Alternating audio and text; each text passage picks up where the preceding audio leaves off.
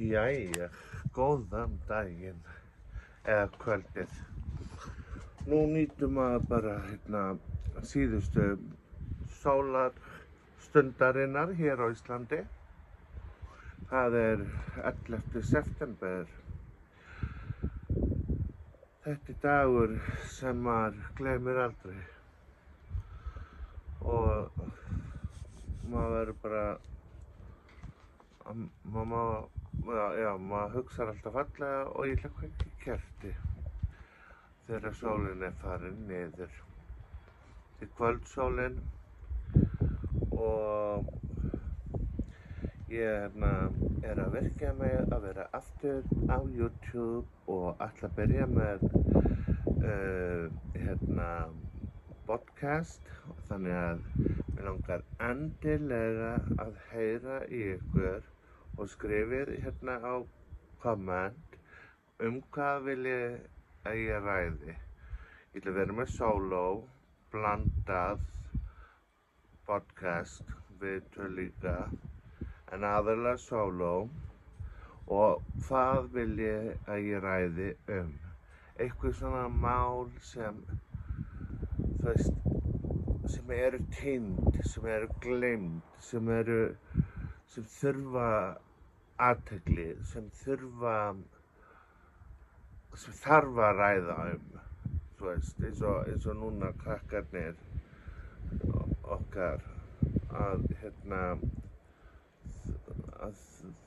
þau eru orðin það hrædd að þau telja sig þurfa að bera vopn eða eitthvað sem við þurfum að svolítið að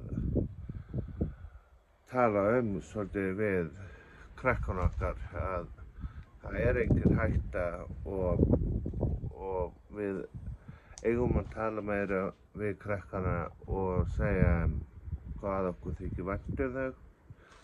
Ég elska þig og bara þú ert yndislegur og allt þetta, það er þetta sem við þurfum að hugsa út af því að ef krakkarnir finna ekki fyrir ást, þá vita þær ekki hvað ást er. Og það er nefnilega skilaboð sem maður þarf að skila til barnanna, til samfélagsins og til allra og bara til að ná til allra. Af því að ástin er svo sterk að þú þarft alltaf að minna bæði þig og krakkan, þú sem foreldri og allt þetta að við lifum bara einu sinni. Lífið er svo dýrmætt. Við verðum að berjast bara. Fuglarnir. Það er svo mikið að máa mína. En það er þetta sem skiptir máli Þetta er nefnilega eitt af því sem maður þarf að tala til dæmis í podcast og allt þetta og allstaðar. Og þess vegna bara gefst maður bara ekkert upp og bara vill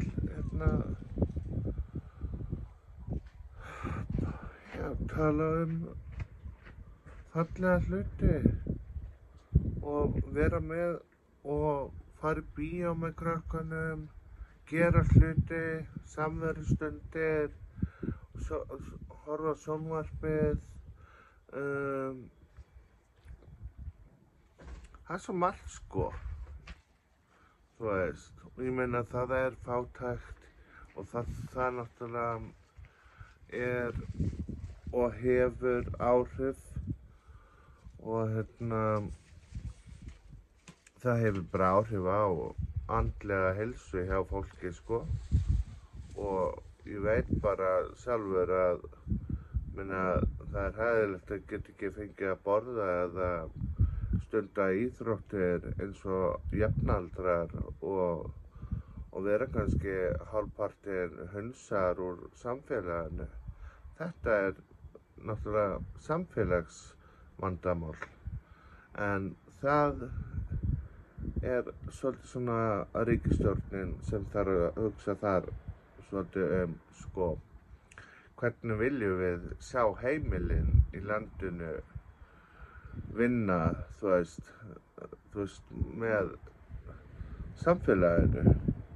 Minna, ekki viljum við að, þú veist, að öllum líði eða einhverjum, þú veist, það eru hópar sem líða fyrir þetta og þess vegna finnst mér svo mikilvægt að tala um þetta líka í podcastinu, að það eru týndir hópar sem þarf að tala og það nefnilega ástæðan.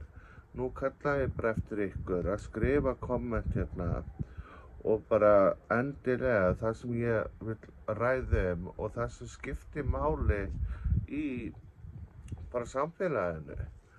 Og mér langaði að kalla, þú veist, podcast samfélagið, en ég held að ég bara, þú veist, bara ég Ari podcast eða eitthvað, ég veit það ekki.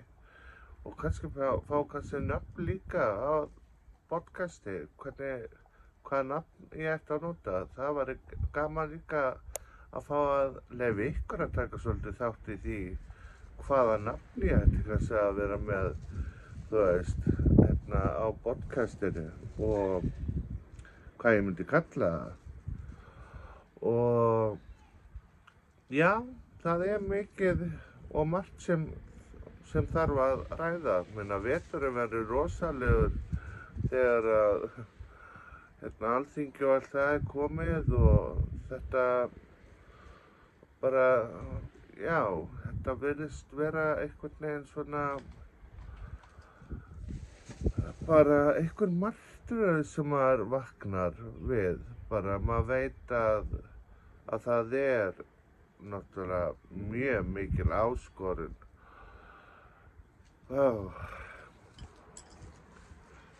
Hjá forseta Íslands og ríkisstjórninni að hvernig ætli þetta fari og muni enda, þú veist, ég meina, nú Ragnar og fleiri stéttarfélög og